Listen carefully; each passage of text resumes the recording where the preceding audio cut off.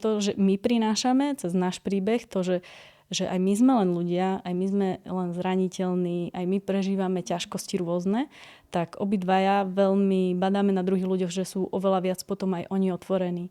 Že začíname sa viac správať autenticky. Aj to je vlastne pridaná hodnota toho seba súcitu.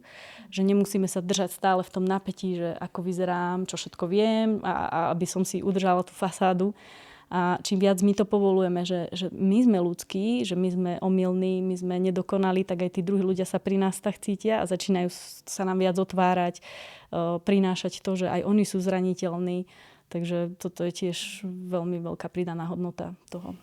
A ty si viackrát spomenula aj teda ten váš príbeh, že aj sme sa pýtali, či teda môžeme sa opýtať na to. Povedali ste, že ste s tým OK. Aj veľmi odvážne o tom hovoríte aj na sociálnych sieťach. A toto možno ľudí bude aj hodne zaujímať, pretože dodnes to je ešte téma, že tabu a že prejaviť zraniteľnosť alebo nejakú úzkosť alebo čokoľvek je prejav slabosti. To sa častokrát takéto mýty ešte dejú a že vlastne aký máte vy ten príbeh, že keď sa môžete podeliť? Začnem ja, lebo potom je zaujímavý pohľad toho, kto pri mne stál.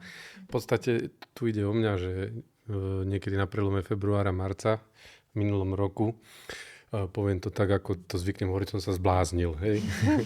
A niekomu to, keď to pred niekým aj poviem, že zbláznil, tak ostane nevie, ako má reagovať a tak ďalej. Ja to samozrejme zľahčujem, lebo už som to prežil. V danom období to bolo veľmi, veľmi, veľmi ťažké. Nič ťažšie som v živote neprežil ako to, čo som prežil. A samozrejme už sa na to pozerám s humorom. Aj vtedy svojím spôsobom, keď sa dalo, tak som to trochu zľahčoval. Išlo o úzkostnú poruchu, aby som to presne charakterizoval, to zbláznenie. Čiže vlastne je to nejaká neuróza alebo takáto porucha. A ak teda niekto nevie, tak v podstate sú to návaly, alebo nevie, že čo je úzkostná porucha, sú to návaly, časté návaly, nekontrolovateľné počas dňa úzkostných atakov. To znamená, že niečo sa mi môže stať. Racionalita prestáva fungovať vtedy.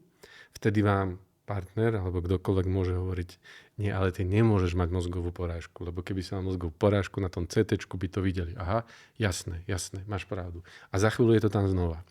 Že vlastne ten systém váš je, dajme tomu tak, preťažený, tých dôvodov samozrejme môže byť viacero, prečo sa to aktivuje do poruchy, že stratíte, alebo strátil som kontrolu nad tými nejakými úzkosťami, alebo tak. Lebo úzkosti v podstate má takmer každý človek, alebo keď to zjednodušíme, má každý človek, lebo úzkosť, ak tak ako ja vnímam, ale teda nie len ja, je vlastne zjednodušene povedané nejaký výstražný signál.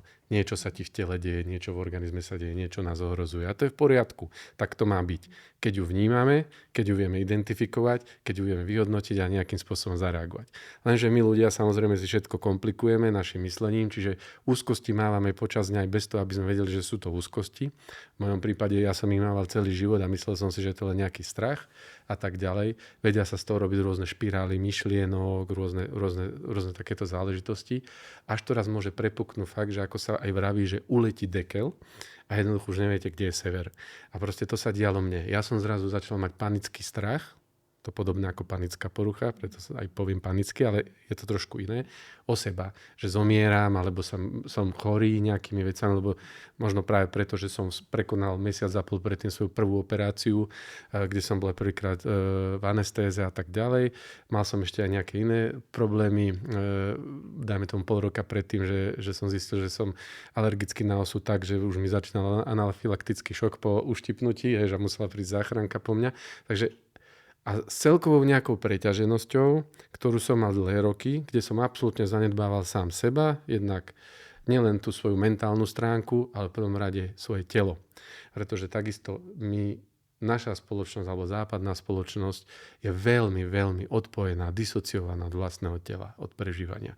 A toto som sa musel prvé týždne potom, ako som sa začal liečiť, lebo som sa začal liečiť viacerými metodami naraz, pretože som si povedal, že všetko, čo je dostupné a čo viem obsiahnuť a čo dokážem spraviť, musím robiť preto, aby som bol.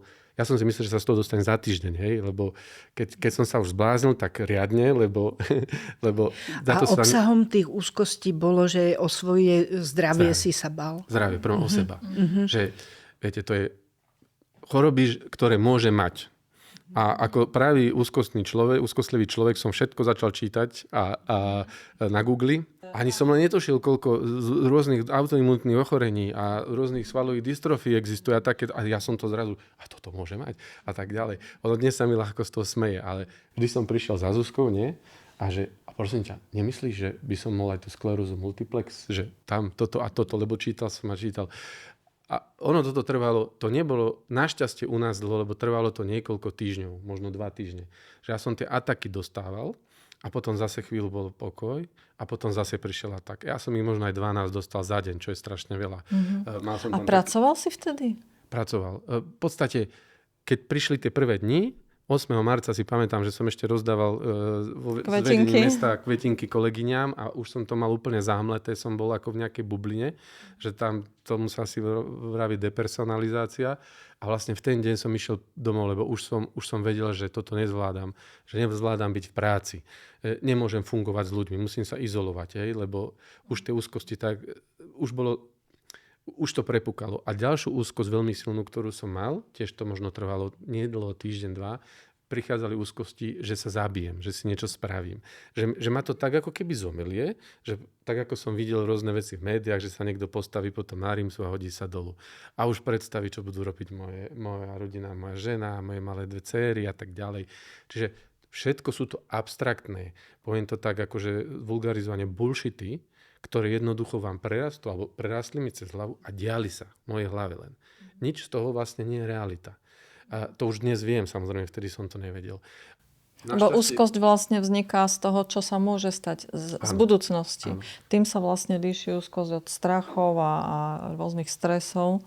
Nemal som strach, dajme tomu, že stratím prácu a čo bude potom nejaké finančné záležitosti alebo tak, alebo z nejakých iných. Ja som mal strach o seba a jedine o to, že keď ja nebudem, alebo sa stane so mňa doživotný invalid na hlavu v odzovkách, že čo budú robiť oni. A vlastne prídeme o dom a tak ďalej. Ono tie špirály už potom sa vytvárajú a jednoducho nie je na to kontrola. Stratíte kontrolu. Potom som prestal spávať, že som, dajme tomu, za 2 noci naspal 3 hodiny, a jednoducho sa mi nedalo spať, mňa to neustále budilo v noci, takže našťastie Zuzka bola pri mne, hneď to identifikovala, lebo máme aj v okolí, alebo máme priateľku, ktorá má problém s panickou poruchou už dlho, takže ona veď mi povedala, že ty to máš ako ona, to vyzerá, že to máš, a neexistuje. Ale samozrejme postupne som zisťovala ja, že tie prejavy sú a zhodou okolností ako fakt mám šťastie v živote na ľudí okolo mňa, nielen na svoju manželku, ktorá je moja najväčšie šťastie, nehovorím to preto, že to ide teraz akože na kameru.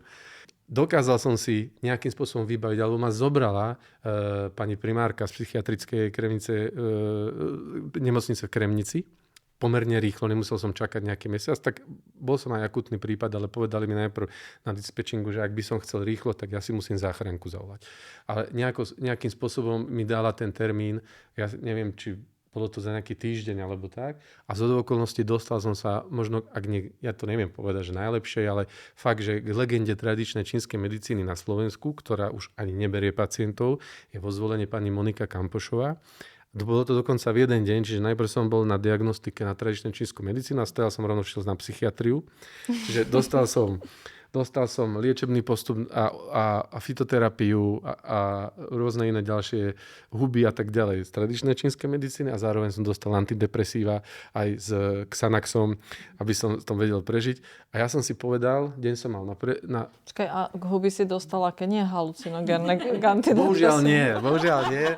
Lebo dnes som už ďalej, aj v edukácii viem, že napríklad halucinogénnymi hubami alebo týmito látkami, samozrejme za asistencie odborníka, sa dá veľmi dobre liečiť aj úzkostná porucha, depresia a tak ďalej. A to je ďalšia širšia téma. A keď som k tomu prišiel, že medzičasom, samozrejme, ako som sa liečil aj potom, ja som taký, že keď už niečo robím, tak potom chcem o tom vedieť takmer všetko, čo sa dá.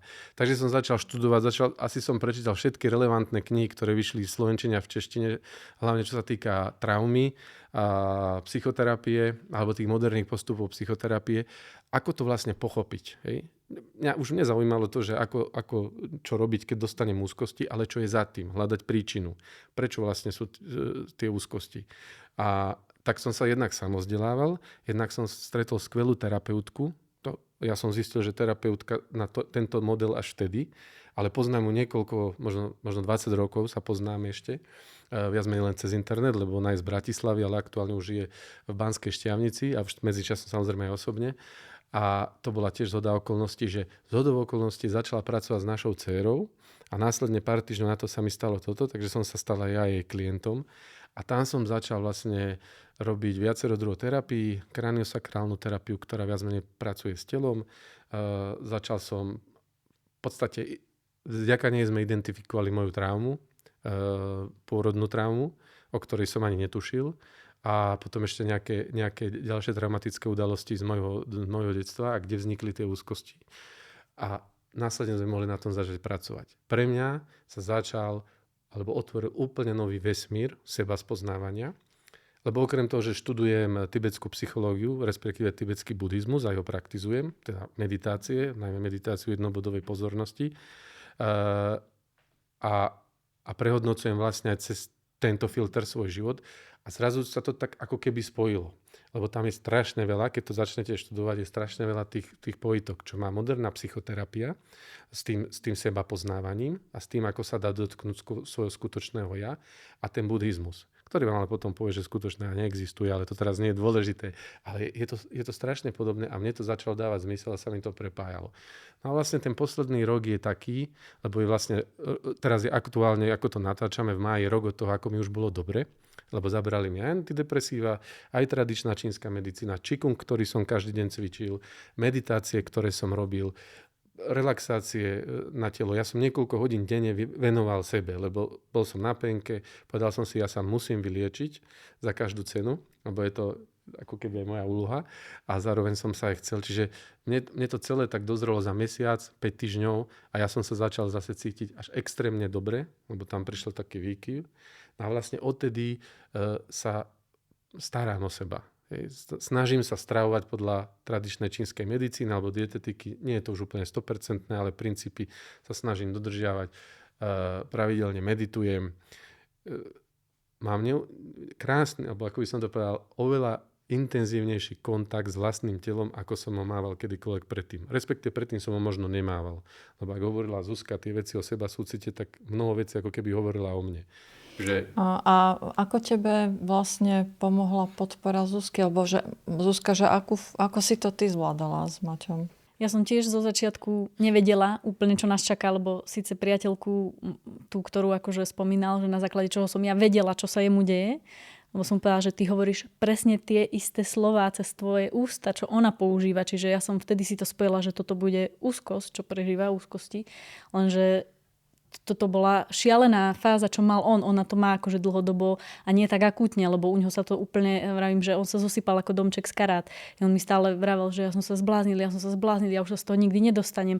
A ja som to stále brala, akože moja viera, že všetko dobre dopadne, tak to ma tak držalo. Všetci mi hovorili, že ale dávaj si pozor na seba, staraj sa o seba, lebo toto je beh na dlhé trate, len ja som si to nevedela tiež predstaviť v tom danom momente, keď to začalo. Čiže všetku moju pozornosť, všetko som venovala jemu a vlastne som bola pri ňom. Počúvala som, to je napríklad z coachingu tento tréning neoceniteľný, akože byť v prítomnosti a počúvať, dať priestor alebo podobne, takže toto myslím, že bolo dôležité, ako byť prítomná. No a potom vlastne ako prechádzal cez tie terapie, potom už keď bolo lepšie, tak potom sa to zasypalo na mňa, čo tiež veľa žien, veľa matiek veľmi dobre pozná, že keď sú deti choré, tak ideme, všetko zvládneme a potom zrazu všetci vyzdravujú a na mamu to doľahne. Adrenalín klesne. Áno, presne. A vtedy sa zložíme. No a to na mňa to strašne potom doľahlo. Presne. A už keď sa mal dobre, lebo ja som držala vlastne nejakým spôsobom, alebo držala tú našu rodinu nad vodou, aby ako také bezpečie tie deti cítili, aby sme nejak zachovali nejaké fungovanie a podobne, aby som to držala vlastne pohromade. No a potom sa, ako teda už začalo byť Maťovi lepšie, tak vtedy som sa ja zosypala, no a začala som aj ja chodiť na terapie. A v tom čase zrovna, lebo aj vlastne zmyslom terapie ako taký je budovanie seba súcitu, len sa to tam tak explicitne nehovorí alebo nerozpráva sa o tom, že a teraz robíme toto a takou metódou, ale tiež je to na tom princípe, že byť k sebe súcitný.